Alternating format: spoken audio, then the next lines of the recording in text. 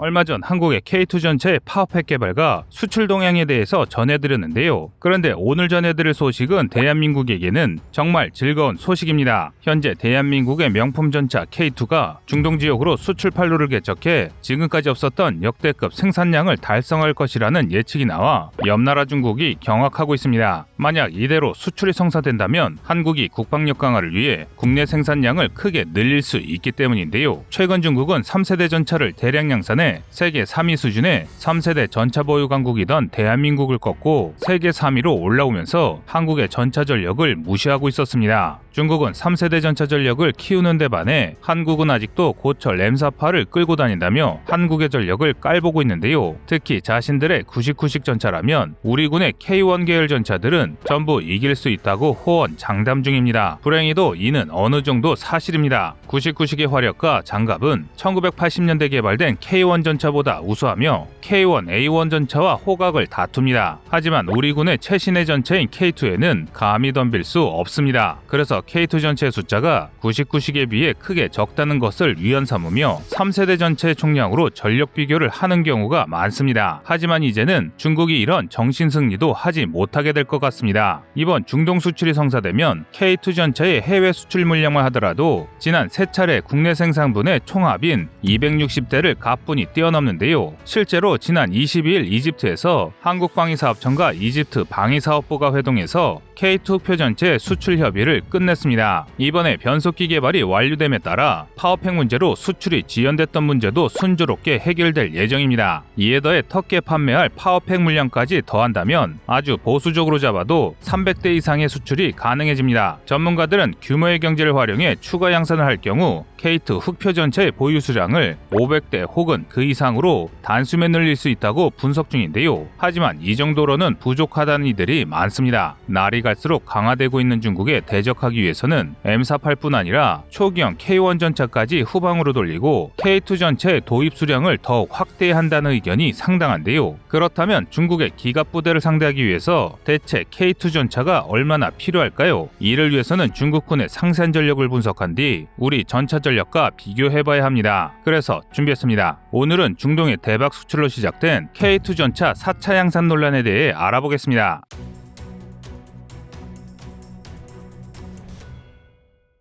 방위사업청이 2021년 12월 22일 이집트와 방위사업부와 회동을 가졌는데요. 이 자리에서 K2 전체 공동 생산과 기술 이전을 협조하기로 결의했습니다. 또한 방위사업청은 이집트의 K2 전차 생산 시설을 구축하겠다고 밝혔는데요. 이집트의 생산 시설을 구축한 뒤 이를 발판으로 북아프리카와 중동에 K2 전차 수출을 확대하겠다는 것입니다. 당장 이집트만 하더라도 수백 대 이상을 구입할 것으로 보이는데요. 현재 이집트군은 M1A1 에이브람스 1130대, M60계열 1150여 대, 그리고 T62 200여 대를 현역으로 보유하고 있습니다. 이 중 특히 T62의 노후화가 심각합니다. 이 전차들은 1960년대에 만들어져서 1973년 이집트와 이스라엘의 4차 중동전쟁을 할 때도 현역이었던 전차입니다. 도입한 지 50년이 넘었다는 뜻인데요. 그만큼 지금은 상당히 노후화되어 고철덩어리와 다를 바 없습니다. 게다가 예비물자로 보관 중인 T54, T50의 상태는 이보다 참담합니다. 그보다 낫다는 M60이 10년만 지나도 전부 교체해야 할 상황인데요. 이 때문에 지금 당장 신형 전차를 도입하지 않는다면 2,500여 대에 달하던 이집트군의 전차 전력은 10년 안에 1,100대 수준으로 급락하게 됩니다. 하지만 이스라엘과 평화협정을 대가로 꾸준히 이집트를 지원하던 미국이 지원을 삭감하면서 우수한 미제 전차를 저렴하게 구입하던 기존 방식을 유지할 수 없게 됐는데요. 그래서 이집트는 미제 전차의 대안으로 한국의 K2 도입을 추진 중입니다. 전문가들은 이집트가 새로 구매해야 할 전차의 총량은 T62와 M60을 합쳐 1350대에 달한다고 전합니다. 하지만 동시에 국방 예산이 약 5조 원에 불과한 이집트가 모든 전차를 바꿀 수 없다는 점을 분명히 했는데요. 이들에 따르면 이집트가 현실적으로 도입할 수 있는 K2 전차의 수량은 T62 200대의 대체 분량 정도이며 이후 여러 테스트 결과에 따라 수출 물량이 늘어날 것이라 보고 있습니다. 이에 더해 국산 변속기 개발 성공으로 수출이 지연되던 오만에도 앞으로도 K2 전차 수출이 계속될 예정인데요. 오만에 팔릴 예정이던 K2의 수출 수량은 76대인데요. 이렇게 되면 이집트와 오만에 판매되는 물량의 총합은 무려 276대에 달합니다. 여기에 터키의 판매를 추진 중인 파워팩과 기타 부품의 판매량까지도 한다면 거의 300대에 달하는 수출고를 올릴 수 있습니다. 이는 국내에서 세 차례에 걸쳐 양산 중인 물량의 총합인 260대를 뛰어넘는 엄청난 규모입니다. 그래서 4차 양산이 없다면 수출량이 국내 도입분보다 많아질 수도 있다는 얘긴데요. 그리고 이만큼이나 전차를 생산하면 새로운 규모의 경제가 달성돼 관련 부품의 단가가 떨어지는 효과가 발생합니다. 이렇게 좋은 기회를 놓칠 우리군이 아닙니다. 최근 우리군은 K2 전차 183대의 추가 양산을 논의 중입니다. 계획대로 전차 양산이 완료된다면 우리군은 4차례에 걸친 K2 확보 사업을 통해 총 443대의 K2 전차를 확보하게 되며 세계적으로 800여 대가량의 K2 전차가 존재하게 됩니다. 즉 이번 생산량만 따지면 500대가 넘는 초대형 전차 사업이 되는 것인데요. 이 덕에 더 우수한 장비를 탑재한 최신형이라 할지라도 이전에 비해 단가를 많이 낮출 수 있을 것이라는 것이 전문가들의 분석입니다. 그리고 이처럼 대한민국이 전차 전력을 미친 듯이 확장하자 겁에 질린 나라가 있습니다. 바로 중국인데요. 중국은 최근 지속적인 3세대 전차 생산으로 3세대 전차 총량에서 한국을 압도하고 있습니다. 특히 125mm 활강포를 탑재한 99식 전차를 1200여 대나 배치해 한국을 위협 중인데요. 99식 전차의 간통력은 2km에서 600mm에 달하고 전면 장갑의 방어력이 700mm로 105mm 강선포를 탑재하고 있는 K1과 K1 E1으로는 상대하기 어렵습니다. 120mm 449 경장 전차포를 탑재한 K1 A1이나 그보다 우수한 55 구경장포를 탑재한 K2는 되어야 단방에 격파가 가능한데요. 그런데 우리군이 보유한 3세대 전차 중 무려 1천여 대가 105mm 전차포를 탑재한 K1 계열 전차입니다. 이는 우리군 3세대 전차의 절반이 훨씬 넘는 숫자로 99식 전차 1200대를 상대하기에는 상당히 부족한 전력입니다. 그래서 중국에서는 유사시 중국군 기갑부대가 국군의 기갑 전력을 순식간에 짓밟을 수 있을 것이라는 오만한 생각을 하는 것입니다. 하지만 이들의 상상은 망상에 불과합니다. 사실 K1이 99식에 비해 공격력이 부족한 것이지 전반적인 성능은 크게 밀리지 않습니다. K1 전차의 장갑은 99식 전차의 주포보다 강한 방어력을 가지고 있습니다. K1 전차 초기에는 M1 에이브람스의 복합 장갑을 탑재해서 최대 500mm의 방어력을 가졌습니다. 하지만 현재 국방과학연구소에서 복합 장갑의 국산화에 성공해 KSAP를 개발했는데요. KSAP는 현존하는 가장 강력하다는 K76 날개 안정 분리 철갑탄을 막아낼 수 있는 성능을 입증했습니다. 현재 K1 전체의 방어력은 최소 600mm 이상으로 추정됩니다. 즉 창정비를 통해 KASP 장갑을 탑재한 K1 전차는 99식 전체의 125mm 활강포를 충분히 막아낼 수 있다는 뜻입니다. 하지만 K1 전체의 화력이 문제입니다. 105mm 날개 안정 분리 철갑탄인 K274 기준 2km에서 약 510mm의 관통력을 지니기 때문에 700mm에 달하는 99식 전체의 전면 장갑은 관통하기 어렵습니다. 때문에 99식과 K1 모두 서로의 전면 장갑을 관통할 수 없기 때문에 서로 측후면을 노리기 위해 약점을 노출시키는 상황이 벌어지는데요. 한마디로 전투력은 창가 방패를 갖고 있는 나라끼리 막상 막하라는 것이죠. 그리고 이조차도 K1 전차가 개량되면 완전히 역전됩니다. 현재 국군은 K1 전차의 개량형인 K1 E2의 도입을 준비 중입니다. K1 E2는 현재 포수 조준경 개량, APU 탑재,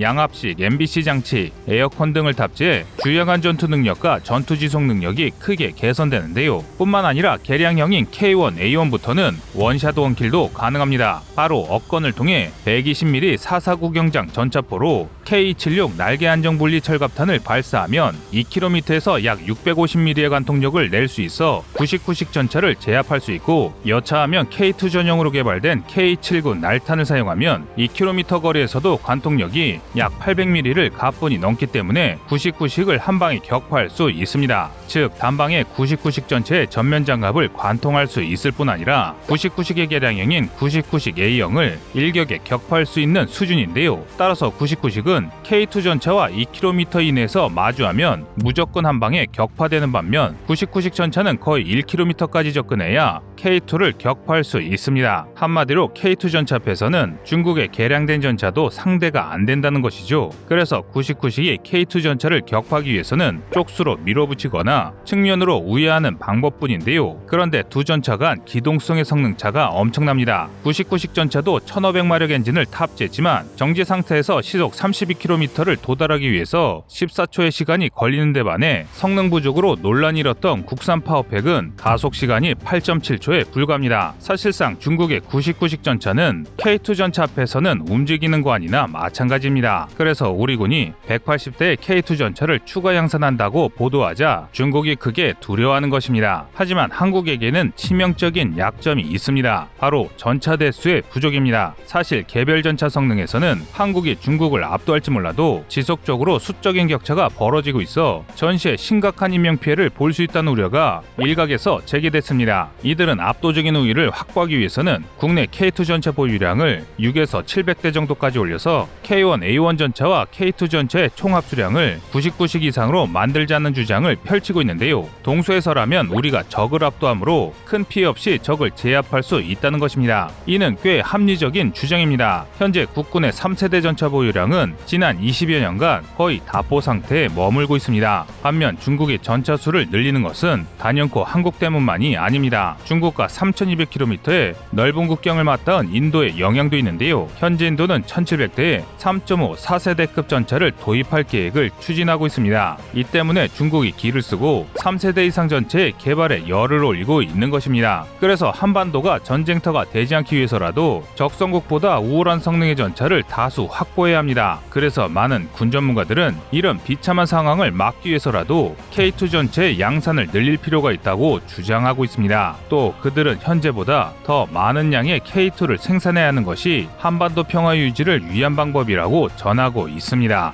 여러분의 생각은 어떠신가요? 시청자님의 의견을 댓글로 남겨주시기 바랍니다. 여러분의 좋은 의견이 좋은 영상을 만드는데 많은 힘이 됩니다. 이상 꺼리튜브였습니다.